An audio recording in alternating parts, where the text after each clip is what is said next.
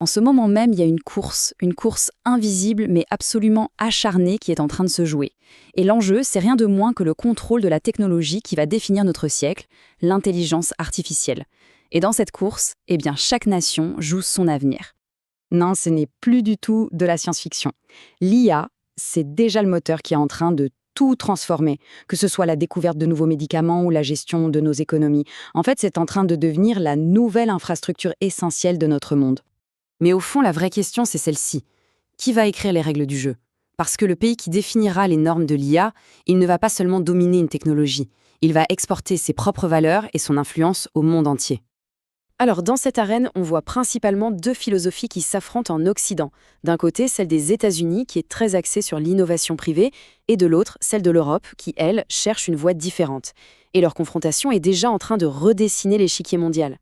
Pour bien comprendre la force de frappe américaine, il faut regarder ce chiffre 4 fois. Oui, 4 fois.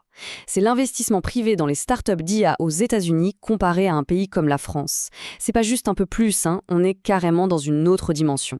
Et cet argent, il alimente un écosystème d'innovation d'une rapidité et d'une puissance incroyables. Et ce classement, il montre bien où se concentrent les cerveaux de l'IA. La recherche de pointe, celle qui crée les vraies ruptures technologiques, elle est massivement, mais alors massivement, dominée par les États-Unis. On le voit avec leurs universités prestigieuses, bien sûr, mais aussi au cœur de leurs géants technologiques. Regardez, Google est en tête. Bon, face à ce duopole technologique, l'Union européenne, elle, choisit une autre voie. Plutôt que d'essayer de rivaliser sur les milliards d'investissements privés, son ambition, c'est de devenir une superpuissance réglementaire, c'est-à-dire celle qui définit les règles du jeu pour tout le monde. L'approche européenne, elle repose sur un concept qui est devenu central, l'IA de confiance. L'objectif, ce n'est pas seulement de créer une IA puissante, mais de créer une IA qui respecte nos valeurs fondamentales. C'est un vrai pari. L'idée, c'est de construire un avantage compétitif, non pas sur la vitesse, mais sur la sécurité et sur l'éthique.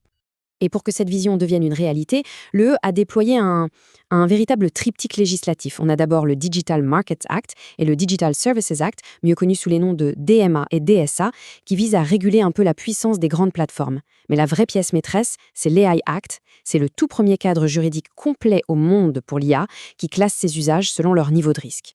Mais, quelle que soit la philosophie, qu'on soit du côté américain ou européen, le succès d'une stratégie nationale en IA repose sur des piliers incontournables.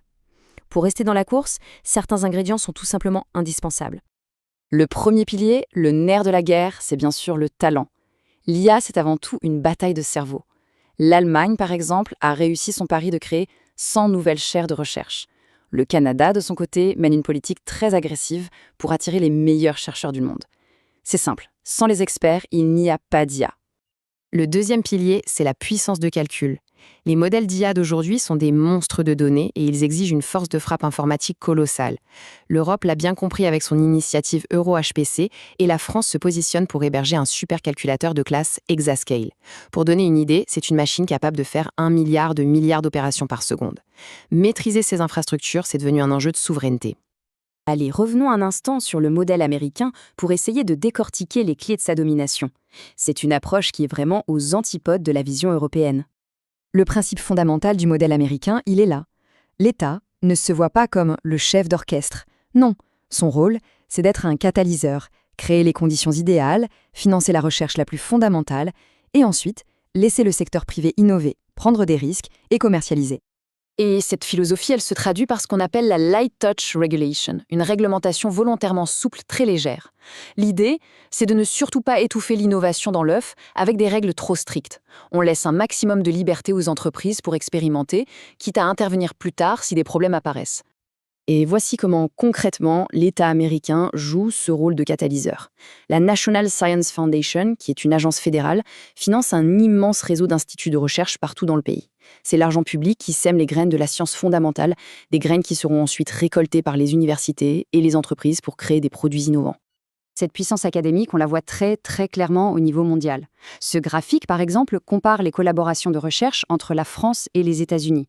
On voit que les partenaires américains, comme le système de l'Université de Californie ou Stanford, sont des poids lourds absolument incontournables. Pour nos chercheurs, collaborer avec eux, c'est souvent une nécessité pour rester à la pointe. On arrive donc au cœur du sujet, au cœur de cet affrontement. D'un côté, l'approche américaine qui mise tout sur la vitesse et le marché. De l'autre, la voie européenne qui privilégie la confiance et les règles. Ce sont vraiment deux philosophies qui s'affrontent pour façonner l'avenir de l'IA. Voilà, c'est le résumé du match. D'un côté, la vitesse et le marché, avec l'idée que le leadership technologique, c'est la meilleure des protections. Et de l'autre, la prudence et les valeurs, avec la conviction que sans confiance, l'innovation ne sera jamais acceptée par la société et qu'elle finira donc par échouer. Alors, vitesse ou sécurité? Laquelle de ces deux grandes approches définira l'IA de demain? C'est la grande question. Il est tout à fait possible qu'une troisième voie, une sorte de synthèse des deux, finisse par émerger. La seule certitude, c'est que la réponse à cette question déterminera le visage de la technologie la plus puissante de notre siècle. Merci d'avoir suivi cette analyse.